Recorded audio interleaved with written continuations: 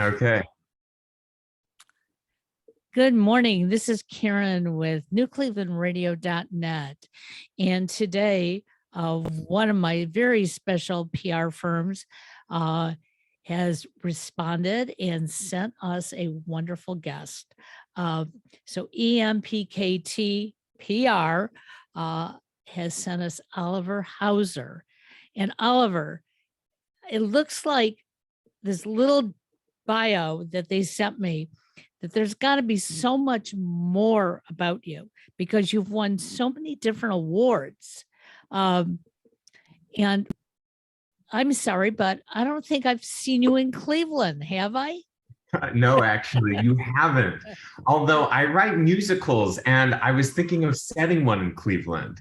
But I've actually never been, so I've got to go first. Okay, well, you are more than welcome. We have a theater district that they claim rivals Broadway. So we're pretty proud of it. And of course, we have the Rock Hall here. So, I mean, what else do you need? You know, New York doesn't have the Rock Hall. Cleveland, Ohio does. But tell us a little bit about yourself. So you say you like to write musicals, but what got you even interested in music in the first place? Well, I grew up on the Upper West Side of Manhattan. I'm in Brooklyn now, so not too far away.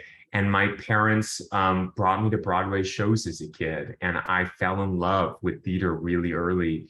I went to musicals like Gypsy and Into the Woods, and I just remember feeling so at home. In fact, I just saw the most recent Broadway revival of Into the Woods a couple nights ago, and I was so moved, and it just reconnected me with that, little kid inside. It just like fell in love with theater growing up. Well, there's nothing like live theater.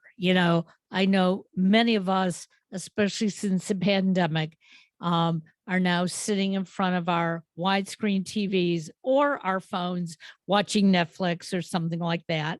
And yes, that's entertainment, but real entertainment happens on the stage. And what I love about it is that you may be performing the same thing night after night, but it takes on a different flavor because your mood, your attitude, can sort of change that as well. So with you. So you got interested because your parents took you to Broadway, but my parents took me to a lot of plays as well. And I just enjoyed going to them. Never thought about writing music, performing. So what was that bug that said, hey, you belong on the stage? Yeah, that's a good question. Well, I went to a performing arts camp when I was growing up, and I always got cast as the villain in the musical, and I always really loved that. I loved performing growing up, and then in college, I wrote my first musical, and I submitted it to this festival in LA, and it was the first time I got to see professional actors performing my work, and it was so fulfilling and meaningful. And I just remember walking out of that first rehearsal and saying, this is what I want to do with my life, because it was so connecting. And I continue to find, as a musical theater writer, it's so meaningful to put my own words and music onto the page and then have other actors bring it to life. It's just the most connective, magical experience. So when you're thinking about writing something, where do those ideas come from? Is it you walking down the street in New York and looking at somebody and going, there's a story there? What's amazing is I've come to recognize how autobiographical my work is. And oftentimes I don't even realize when I'm writing how much I'm processing and writing about my own story and truth. I'll give you an example. I've been developing a musical for the past decade called XY, which is about an intersex man who is learning to navigate his authentic self, learning to embrace his authentic self while he's navigating his first romantic relationship. And intersex refers to anybody whose chromosomes or anatomy don't align with the stereotypical definition of a male or female body. Right. And I did not discover until 5 years working on this piece that a variation I was born with is on the intersex spectrum. And it wasn't until last summer that I even publicly came out to myself and then the world. And I just, realized in this moment of clarity that I've been writing a musical about my own life, and that writing XY was my first step in my journey of self-acceptance. So and I've noticed this with other pieces I've worked on too. I'll start writing something and then I start to see, this is what I'm really writing about. And it's so moving to see that, as I really express my own story, how much it moves and impacts other people. It's just so meaningful. It's interesting because one of my personal podcasts that I do on New Cleveland Radio, it's called Avoid the Maze, and it's for people who are talking about their journeys. And I started it a little over a year ago for one main purpose, is that we can all become our authentic selves, that we can see in others, our similarities and our differences, but not take those differences and push people away, but take those differences and start to understand them and see how they affect us personally. Because there's so much more to learn, so much that has been going on for centuries that none of us understood. So we didn't talk about it. And now we can. And yet the more we talk about it and we're coming together, there's still that small fraction of people who, are threatened by who we are. Yeah. And I love the fact that this came to you in your writing because you were open to explore. So what is it really like as a playwright to take pen and paper or fingertips to the computer and start producing something? It's not like you sit down in one sitting and it's done. At least I would assume it doesn't happen that quickly. Oh, I wish. That would be awesome. But you work so long on it. Now you have it. Now you got to take it to somebody to say, hey, we need to do this. What is that process like? You mean the writing process? The writing and then trying to get somebody to say, hey, we're going to put this on stage down the street in the community theater, or we're going to take this to Broadway. Right. Well, I've been on an amazing journey with XY. I've presented that piece at the NAMT Festival, which is like one of the biggest musical theater festivals in New York, and I've done readings at Chicago Shakespeare Theatre and the Village Theatre, and I'm currently seeking some new partners on that piece, and really excited to finally get to bring it to the world. There were some kind of postponements during the pandemic. So now I'm kind of figuring out next steps. But yeah, I mean, it's just a journey of, definitely first it's the writing process, which is I'm starting some new musicals right now. And I'm just reminded how big of a task it is to write a musical, because, you have to get the story right. And then you have to do each song is like its own play, its own, moment in the piece. But yeah, I think the journey is, I write a full piece and that can take, 2 years plus, and then just start submitting it and, sending it to different festivals and producers and stuff like that, and then see what happens. Absolutely. And you mentioned the pandemic, which for many of us, it's still sort of lingering around. There was, 2 years where Broadway was closed down. And not only was Broadway closed down, but even, community theater was closed down. And so for individuals like yourself, who this is your art. And I know back here in Cleveland, it became almost a joke, a sad joke. are the theaters ever going to open again? And if they open again, what is it going to be like? And, you know, touring groups, you know, how are they going to be able to afford it? Because typically they're the lowest, you know, actors on the pay scale. Not that they're not great actors and actresses, but they don't get paid that much for touring. They're there to get noticed. And luckily we're seeing that theater has reopened, that there are lots of things going on. But I know deep down inside myself, I get scared. It's like, are we going to go through this again?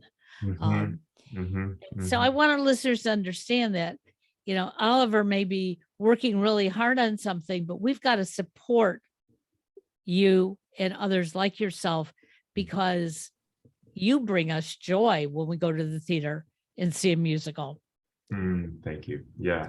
Yes, yes, I'm so with you. I mean, obviously the past years have been, you know, so traumatic and challenging. And I am so heartened to see audiences beginning to come back to theater and get excited about it. And, you know, everything you said about theater, you know, in the beginning of our call is so true. It's just, you know I experience that when I go to the theater. It's a kind of magic and connection that is so unique and special and human, and just a kind of, you know, primal thing that we do as humans.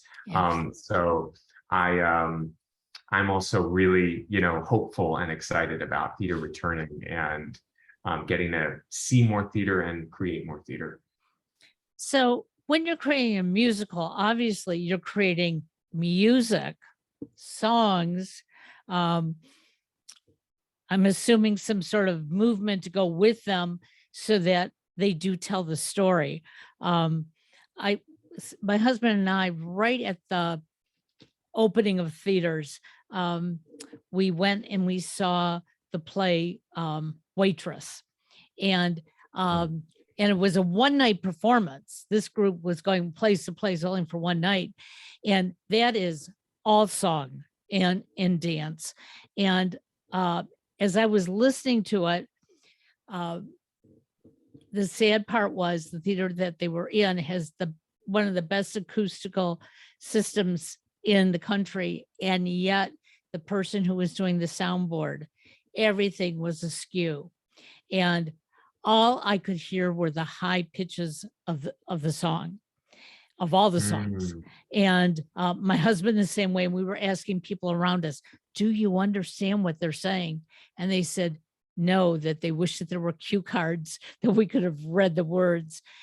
Mm. So how does that affect you as a writer, putting something together and then possibly having that outcome in whatever theater it may be performed at, you know, it doesn't have the best acoustics, or maybe the people that they pick for the parts don't really represent what you're writing? Oh man, yeah. Well, you know, that I can imagine that, you know, being a frustrating experience with the soundboard. And obviously you want to be able to hear what's going on stage. And, you know, this is a part of being a theater maker. Theater is an inherently collaborative art form. And I think that, you know, as a writer, something that I definitely enjoy and have learned is, you know, letting go of control of a lot of you know, there's so much you can't control because you're Right. working with so many people who are bringing it to life. And that's part of the joy, is that everybody's bringing their own unique talent. You know, it really takes a village to put on a piece, on stage, off stage. There's so many people. Um, uh, but I've never been in that specific situation before. That sounds challenging. I've been really blessed to work with incredible actors. And honestly, the experience I've had more often than not is you know, in terms of actors, it's actually so exciting to see different people step into the same role and, you know, inhabit it in ways I could never even have imagined.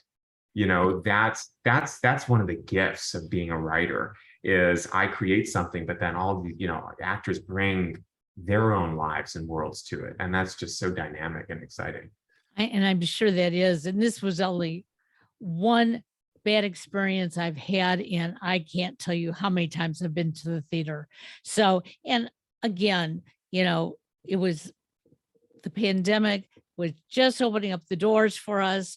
and a one night stand, and, how much rehearsal time can they have in a place? But I just thought, wow, I felt for all of them at that evening. So I need to go back Yeah. and see that play again. So in the past month and week or so, you have released some new music. So tell us about what you were working on and what just got released so our listeners can go out and find it.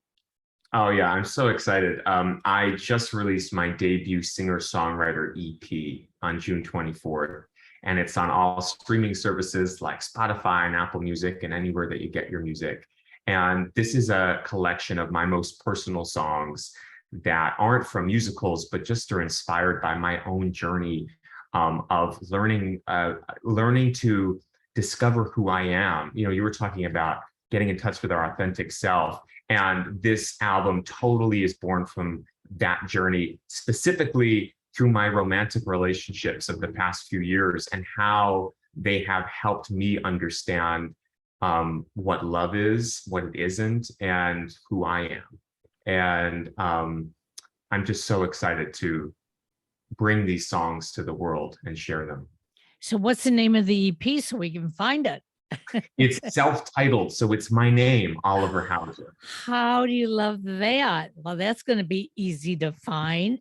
Now, is there one song on there that is the most important to you, or are they all equal?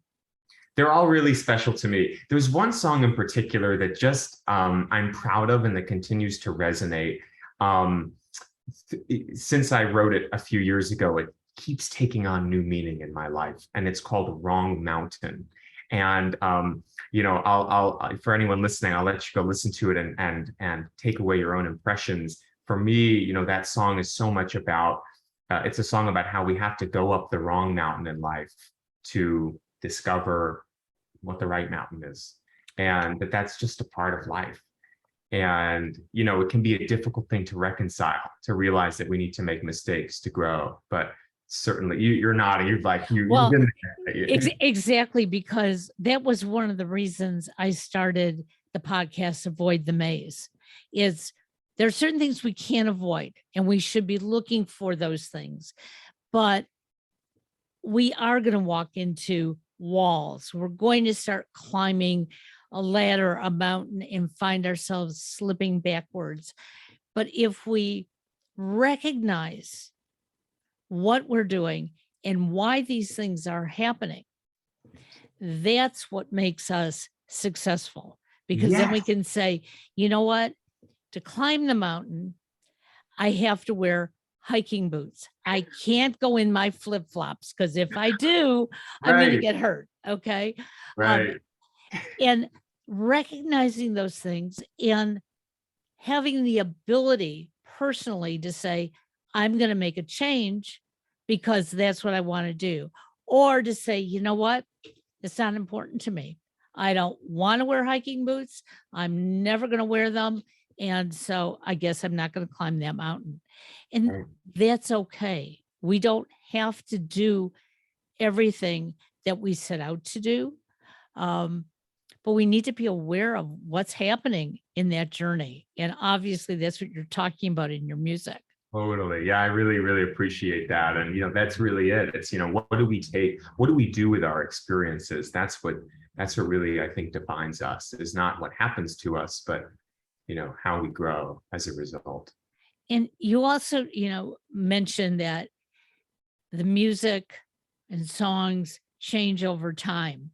And I didn't understand that up until, maybe about 6 months, maybe a year ago. My youngest son has been writing songs, working with my brother, who's a music producer, and he'll go back after a year or so and sometimes say, you know what, that was the wrong melody, that it shouldn't have been that way, or that was the wrong tempo. And he'll go back to my brother and he'll say, we have to redo this. And even just slight changes can change the whole story. And sometimes he'll go in and he'll say, I've got to change this lyric to this. And I thought, well, that's unusual. Like, who would do that? And then I started reading about musicians like yourself and, some of the names that, go back years and, were top of the billboards, and they did the same thing. And most of us just had no idea because we would just wanted to listen and enjoy. So I can imagine as you're writing these, they have a lot of meaning now, but as you grow or as you watch how other people perceive them, there could be changes. Absolutely. Absolutely. And it makes me think about that famous quote, who I don't remember who said it, but that art is never finished, only abandoned. And I think it's so true. It's always developing. It's never really finished. And I think as an artist, I can so relate to you said that's your son, My son. Yeah. your son's experience, absolutely. I'll look back at things and I'll go, oh, wait, that word's not quite right. Or, that's part of being an artist, I think. And yeah. And if you can do that in an art form, why can't we do this in everyday life? Because if something needs to be tweaked, let's tweak it. I mean, yeah. Most of us, okay, I'm going to let my hair grow. Okay, I'm going to cut my hair. We do those little things, but it's okay to make a mistake or to say, you know what, that was good for yesterday, but today, this is what really works. Yes. Absolutely. I love that. It's making me think about how our lives are works of art, especially when we allow them to be. Absolutely. And we can really live that way. And I love that you said that. Yeah. But sadly, too many of us are sitting around thinking that we have to do things one way and one way only.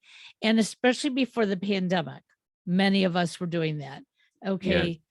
This is my job. I just have to do it. And you know what? If I'm unhappy, I'm unhappy. But the pandemic came along and said, whoa, I'm going to shake you up a little bit. What is it that really makes you happy? What is it that you can do to make those changes? I certainly had, that experience during the pandemic as well. That was one of the hidden blessings of having to pause and the moment to reflect, right? And just be like, wait a second, what is this all for? What are we really doing here? Yeah. So I appreciate that you experienced it that way too. Oh, and I know most of our listeners have. Some are afraid to talk about it because they don't know how their so-called inner circle is going to respond to that. When I decided to start podcasting and blogging, I decided, you know what, I'm going to be an open book because that's what brings me happiness. Working in corporate America and having to follow that rigid routine, even though I was good at it, when I came home, I was miserable. And you know what? Life is too short. Let's live it to the best. But you have something else out there, your latest track, and it's called Gotta Be All Right. Gonna Be All Right, yeah. Gotta Be All Right. So tell me a little bit about that. What is that really about? So Gonna Be All Right was the first single I released on this EP, and it's the first track on the EP. And Gonna Be All Right is, it's inspired by really my first experience of heartbreak, which was, several years ago now. And just the challenge of getting over a lost love. And, something I've really learned and experienced is how much in our relationships, it's really an opportunity for us to get in touch with some of our deepest wounds and, trauma and pain. And, I think that our relationships, just like these wrong mountains, they can, sometimes we can go up a wrong mountain with a relationship, but even though it's the wrong mountain, boy, like you learn a lot about the hiking boots you need to put on, and you learn a lot about yourself through these experiences. And Gonna Be All Right is captures the resiliency of moving forward after an experience like that, and all of the pain, and the grief that it brings up. Well, I'm glad you brought up the one word called grief, because most of us associate grief as losing a loved one. But that can be in many different ways. And it doesn't even have to be the loss of a person. It could be the loss of our freedom, the loss of a job. It could be a trinket that's been on your desk that maybe is only worth a couple pennies, but it means so much to you. And one day you walk in and it's no longer there. They're all forms of grief. And from what I understand is that when you write, you're not only writing about the best times of your life, you're talking about some of those heartbreaking times. And we all have to face it, because we're not going to get out of this life without some grief. Oh my goodness, so well said. And I love that you're putting grief in that context, because it's so true. And something I learned time and time again, that on the other side of grief is freedom. And grief is such a doorway when we allow ourselves to experience it. And I think so many of us are just so afraid to confront and face our own grief, whether it's for a loved one or an identity or that trinket, that you're missing. It's like facing those feelings can be so scary, but on the other side of it is like, oh my gosh, a new self. Absolutely. So how can our listeners find you and follow you and get to know you a little bit better?